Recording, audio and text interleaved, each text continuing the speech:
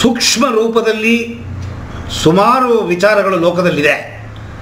ನಮಗೆ ಅದೆಲ್ಲ ರಿಯಲೈಸ್ ಆಗೋದಿಲ್ಲ. ಯಾಕೆ ಅಂತಂದರೆ ನಾವು ಕಾನ್ಷಿಯಸ್ ಲೆವೆಲ್ನಲ್ಲಿ ಲೌಕಿಕ ಜೀವನದಲ್ಲಿ ನಮ್ಮನ್ನು ತೊಳ್ಕೊಂಡಿರುವಾಗ ನಮಗೆ ಏನು ಕಡಿ ಕಾಣುತ್ತೆ, ಮೂಗಿಗೆ ಇದಾಗತ್ತೆ ಅಟ್ ಮಾತ್ರ ನಾವು ನಂಬುತ್ತೀವಿ, ಪಂಚ ಇಂದ್ರಿಯಗಳು. ಬಟ್ ಆ ಪಂಚ ಇಂದ್ರಿಯಗಳೇ ಕಣ್ಣಿಗೆ ಕಾಣದೆ ಲೋಕದಲ್ಲಿ ಎಲ್ಲ ಕಡೆ ವ್ಯಾಪಿಸ್ಕೊಂಡಿದೆ, ನಮಗೆ ಗೊತ್ತಿಲ್ಲ. ಅದು ಅವುಗಳ ಸಾಲಿಡಿಫೈಡ್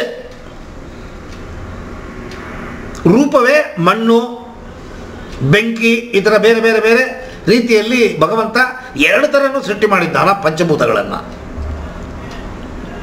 ಆ ಪಂಚಭೂತಗಳು ನಮ್ಮ ಮೂಗಿನ ಹೊಳ್ಳೆ ಮೂಲಕವಾಗಿ ಹೋಗಬೇಕು ಅಂತಂದರೆ ಅದು ಇಷ್ಟಿಟ್ಟು ಅಳತಿನಲ್ಲೇ ಹೋಗಬೇಕು ಅಂತಿದೆ. ಇದು ಫಸ್ಟು, ಇದು ಸೆಕೆಂಡು, ಇದು ಥರ್ಡು, ಇದು ಫೋರ್ತು, ಇದು ಫಿಫ್ತು.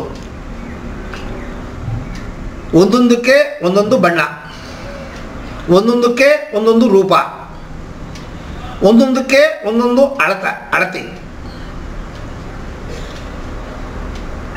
Intensity, slow, speed. ಮತ್ತು ನಮ್ಮ ಮೂಗಿನ ಹೊಳ್ಳೆ ಸರ್ಕ್ಯುಲರ್ ಆಗಿ ಓಪನ್ ಇರೋದರಿಂದ ಒಂದು ಮುಂದುಗಡೆ ಹೋಗುತ್ತೆ, ಇನ್ನೊಂದು ಮೂಗಿನ ಹೊಳ್ಳೆ ಬ್ಯಾಕ್ ಸೈಡಲ್ಲಿ ಹೋಗುತ್ತೆ, ಇನ್ನೊಂದು ಸೆಂಟರ್ ತೂತಲ್ಲಿ ಹೋಗುತ್ತೆ. ಹಿಂಗೆಲ್ಲ ಮಾಡಿದ್ದಾರೆ ನೋಡಿ.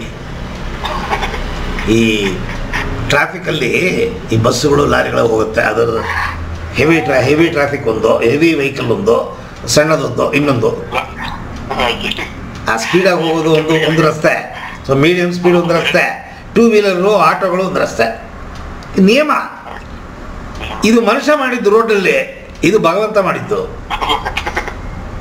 ಟ್ರಾಫಿಕ್ ಇದೆ, ಆದರೆ ಅದರ ಜಾಗದಲ್ಲಿ ಅದು ಹೋಗ್ತಾ ಇದೆ. ಹಾಂ, ರಶಪ್ ಆಗಿ ಆಕ್ಸಿಡೆಂಟೇ ಆಗೋದಿಲ್ಲ. ಅಲ್ಲಾಗತ್ತೆ, ಇಲ್ಲಾಗಲ್ಲ. ನೋಡಿ, ನಮ್ಮ ಕೈಯಲ್ಲಿ ಮಾಡೋಕ್ಕಾಗದಿದ್ದನ್ನು ದೇವರು ಮಾಡಿದ್ದಾನೆ ನೋಡಿ.